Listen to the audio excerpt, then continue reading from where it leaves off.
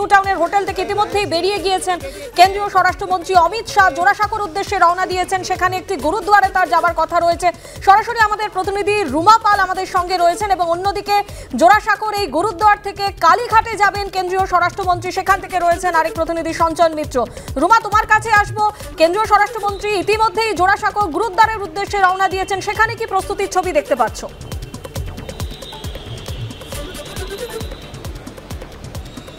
আর কিছুক্ষণ পরে এসে আসবেন অমিত শাহ, জেপি নাড্ডা এবং এই প্রত্যেকে এসে উপস্থিত হবেন গুরুদ্বারা বড়া শিখ সংঘ, যেটা হচ্ছে তোমার এমজি রোডে রয়েছে এবং জোড়াসাঁকো এলাকায় রয়েছে।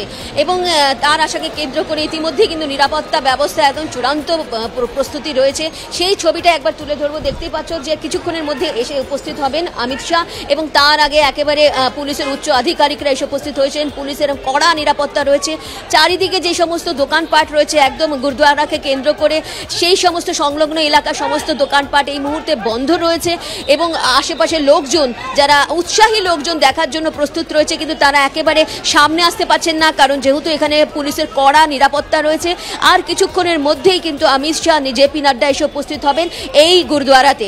প্রথমত হচ্ছে আরদাস পেশ করা হবে। আরদাস মানে হচ্ছে প্রেয়ার হবে, প্রার্থনা সভা হবে এবং কীর্তন ইতিমধ্যে শুরু হয়ে গেছে এবং এই প্রার্থনা সভা কীর্তন করা হবে। কিছুক্ষণ তিনি থাকবেন, যদিও নির্ধারিত সময় একটু পরেই তিনি এসে উপস্থিত হবেন, তবে একে কিছুক্ষণ এখানে থাকার কথা, তারপরে কিন্তু কালীঘাটের উদ্দেশ্যে রওনা দেবেন। তবে তার আগে দেখো লোকসভা ভোট কিন্তু কড়া নাড়ছে একদম দরজায় এবং নতুন বছর আসছে এবং তার আগে কিন্তু রাজনৈতিক দলের অন্যান্য রাজনৈতিক দলের সঙ্গে সঙ্গে বিজেপিও কিন্তু একদম টার্গেট রয়েছে যে লোকসভায় তাদের যে 18টা সিট ছিল তার থেকে আরও সিট বাড়ানো এবং সেই লক্ষ্যে কিন্তু বলা যেতে পারে একেবারে ভোকাল টনিক এবং ভোকাল টনিক দিতে আসছেন। তার সাংগঠনিক যেমন তার সমস্ত আলোচনা করবেন, সোশ্যাল মিডিয়া যারা কার্যকর্তারা রয়েছে তাদের সঙ্গে আলোচনা করবেন এবং তার সঙ্গে সঙ্গে ধর্মীয় সম্প্রদায়, শিখ সম্প্রদায়, তাদের সঙ্গে কথা বলবেন, তাদের প্রার্থনা সভায় অংশগ্রহণ করবেন এবং এখানে এসে আরদাস পেশ করবেন। প্রার্থনা সভা যেমন হবে কীর্তনে অংশগ্রহণ করবেন এবং কিছুক্ষণ সময় কাটানোর পরই কিন্তু এখান থেকে এখানে কালীঘাটের মন্দির, সেখানে উদ্দেশ্যে রওনা দেবেন এবং তারপরে কিন্তু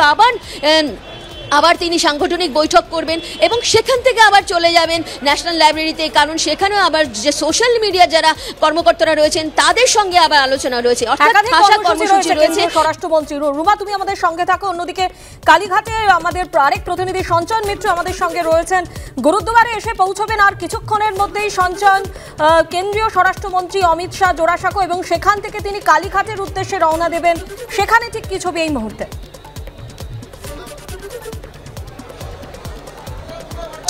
দেখো, প্রস্তুতি চূড়ান্ত। আমরা জানি যে কালীঘাট মন্দিরের সংস্কার কার্য চলছে, তাই জন্য বেশ কিছু জায়গা ভাঙাচোরা রয়েছে, কিন্তু তার মধ্যে দিয়েই 2 নম্বর গেট যেটাকে বলা হয় কালীঘাট মন্দিরের, সেই গেটের সামনে সেখানেই অমিত শাহ ঢোকার জন্য ব্যবস্থা করা হয়েছে এবং তার কনভয় সরাসরি 2 নম্বর গেটের সামনে এসে দাঁড়াবে।